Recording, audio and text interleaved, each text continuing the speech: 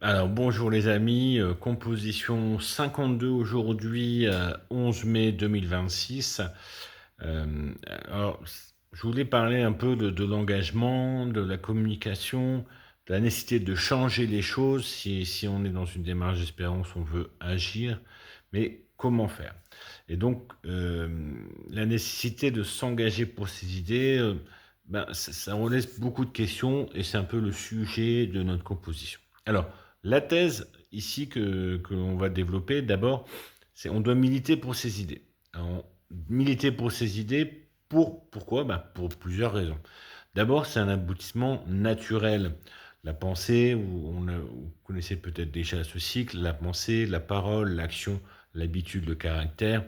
Tout ça, c'est un aboutissement naturel, ça se fait, c'est progressif, et c'est quelque chose qui pousse à l'aboutissement, hein. Quand on est bloqué sur un truc, ou on est frustré, ou on est coincé, ou on n'est pas à sa place. Alors, par exemple, je vais dire, je trouve je pense que prier c'est bien pour moi. Je parle de moi. Euh, Puis j'ai entendu qu'il y avait une prière spéciale tous les jours à 15 heures. Alors je la fais une fois, et puis plusieurs fois. Puis après, je prends l'habitude. Je dis 10 heures, 15 heures. C'est des moments où j'essaie de prier. C'est pas, je rejette pas les autres. Si je fais des activités, je suis assez souple, mais c'est quelque chose que j'essaie de faire. Et tout doucement, je deviens quelqu'un de pieux en intégrant cette prière euh, au quotidien. Alors ensuite, on doit militer pour ces idées, d'abord parce que l'action confronte nos idées. Et nous allons, ça nous pousse en fait à aller plus loin. Euh, Qu'est-ce que c'est l'intégration?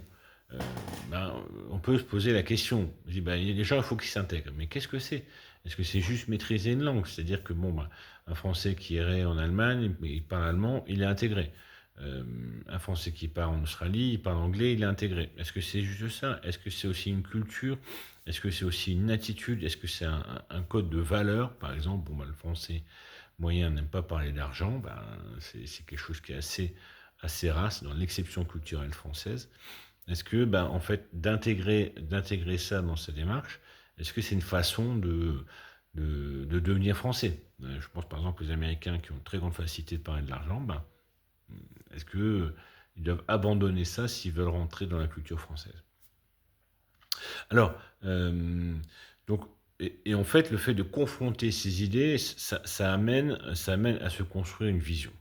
Et c'est cette vision-là qui va porter ces idées. Quand on a une idée, on arrive à une vision. Par exemple, je prends souvent cet exemple-là. Dans l'Exode, tu ne feras pas cuire un chevreau dans le lait de sa mère. Ça c'est un commandement de Moïse. Alors, assez, je dirais, c'est de prime abord un peu surprenant. On peut réfléchir sur la question du respect de l'animal, de la délicatesse de la mère chevreau pour son petit, etc. Mais alors, comment le mettre en œuvre? Et donc, comment le mettre en œuvre? Tout simplement en faisant une traçabilité sur la viande et les produits laitiers. C'est-à-dire que, à l'époque, le peuple avait déjà mis en place sur deux produits qui sont fortement contaminants et qu'on a refait sur notre époque moderne, de remettre une traçabilité, qui le produit, d'où ça vient, qui le transporte, dans quelles conditions. Et cette traçabilité garantit en fait la qualité du produit laitier et de la viande. C'est-à-dire que derrière une image un peu d'épinal, on arrive à des choses concrètes qui sont très fortes en termes d'hygiène. Donc cette vision, une fois qu'on pousse à cette vision, et là, juste le fait de défendre mes arguments, ça nous amène à défendre une cause. Donc, intrinsèquement, quand on essaie de convaincre, ne serait-ce qu'en présentant ces arguments, voilà, on est déjà dans le fait de militer. Alors, tout de suite, l'antithèse, parce que la thèse a été un peu longue, parce qu'il y avait beaucoup de choses à dire là-dessus. Euh, alors, peut-on, de là, est-ce que n'importe qui peut convaincre n'importe quoi et porter n'importe quelle idée? Est-ce qu'un égoïste notoire peut vous parler de partage? Est-ce que quelqu'un qui est dans l'agressivité peut vous parler de charité? Eh bien, c'est quelque chose que non.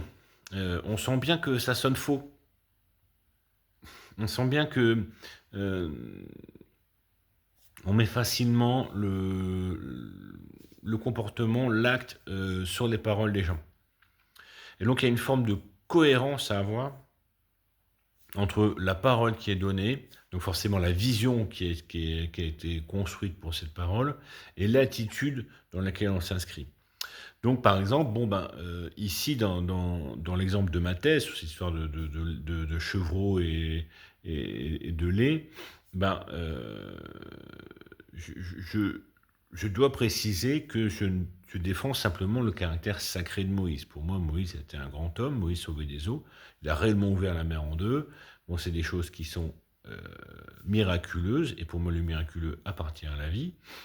Mais pourtant, je ne suis ni juif, ni habitué au kasher. Donc c'est deux choses qui ne sont pas dans mes pratiques. Et simplement pour vous montrer que dans cette attitude, je suis obligé d'avoir une transparence vis-à-vis de mon discours. C'est-à-dire qu'une fois que je vais mettre mon idée en place, ben, naturellement, je dois être, pour être correct, avoir un argument de transparence. C'est un peu la même chose qu'on a commencé à reprocher à Jack Lang. C'est-à-dire qu'à un moment donné, le gars, il a vécu que d'argent public toute sa vie. Comment peut-il avoir une rigueur proche de l'économie réelle, de l'économie classique? C'est pas possible. Il vit dans une autre forme d'économie qui est l'économie de l'argent public. C'est un des reproches qu'on peut comprendre sur la composition sociale de nos représentants, par exemple députés ou sénateurs, qui sont pour une majorité issus du sérail de la fonction publique. C'est-à-dire qu'ils ont un modèle de gestion et pas le modèle de gestion de l'économie, un modèle de gestion étatique, et qui ont naturellement reproduit ce système de gestion étatique. Alors, une fois qu'on a cette mise en œuvre, il est nécessaire forcément d'avoir une forme de confiance qui se met en place. Et donc là, on voit comment la confiance va être le liant euh, entre l'idée militée, donc les idées qui ont été avancées, les idéaux défendus, je vais y arriver, et les actions à mettre en œuvre. Et on l'a vu sur notre exemple de Cacher, hein, l'idée est parfois très éloignée de sa mise en œuvre. Alors, sur la synthèse, on va donc dire que militer pour ces idées et collaborer dans l'action sont deux cadres très différents. Et c'est une grosse difficulté, en fait, sur la légitimité de nos élus, des hommes politiques. C'est-à-dire qu'il y a d'un côté convaincre, communiquer, gagner une élection.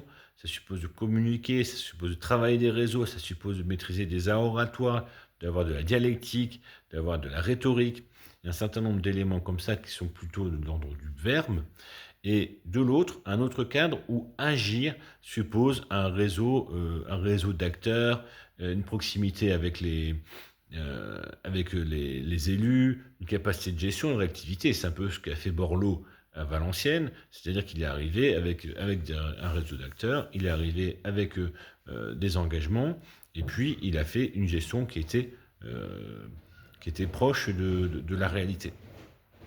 Alors souvent, dans ce cas-là, les deux se confondent, mais beaucoup perdent en fait de leur légitimité d'élu là-dessus. Hein. Je pense par exemple à Fabius, socialiste et millionnaire, ça reste problématique dans cette configuration-là. Seule la transparence permet de cohabiter, de faire cohabiter les deux.